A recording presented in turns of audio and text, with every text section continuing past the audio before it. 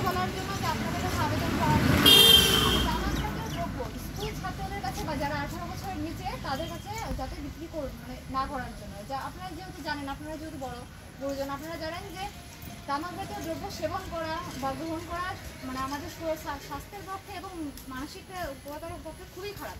তা করলে আমাদের ফুসফুসের রোগ, ক্যান্সার, হার্ট অ্যাটাক, স্ট্রোক বিভিন্ন ধরনের রোগ হয়। তো আপনাদের কাছে আবেদন যে স্কুল ছাত্রদের কাছে বা যে কোনো 18 বছরের নিচে যারা আসবে আপনার কাছে কিনতে, তাদের আপনি যদি না, আপনি তো সরাসরি মানা করতে পারবেন না, কারণ সে অন্য দোকানে যাবে, তাকে সচেতন করতে হবে। যে এটাও আমরা সচেতন করতে এসেছি যে আপনার যে আসবে তাকে আপনি সচেতন করবেন যে এরকম করাটা খারাপ।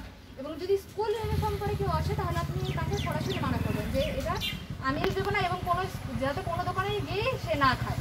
তো আমাদের স্কুলে কিছুদিন আগে হেলথ ডিপার্টমেন্ট থেকে অফিসার এসেছিলো এবং তারা বলে গেছে যে এরকম প্রত্যেকটা যে স্কুল ছাত্রীদের এগুলো বিক্রি না হয়, মানে যা স্টুডেন্টদের কাছে যদি বিক্রি না হয়, তো আবার হয়তো তারা সারপ্রাইজ ভিজিট করবেন এবং আবার হয়তো হঠাৎ 2-3 দিন পরে আবার আসবেন।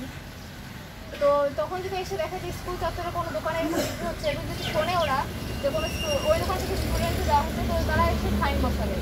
যাদের এই মানে অধিকারটা আছে যে আপনাদের উপর ফাইন বসাতে পারে, যে কিনছে জিনিসটা যে আপনাদের কাছে নিচ্ছে তার কাছেও ফাইন বসাতে পারে।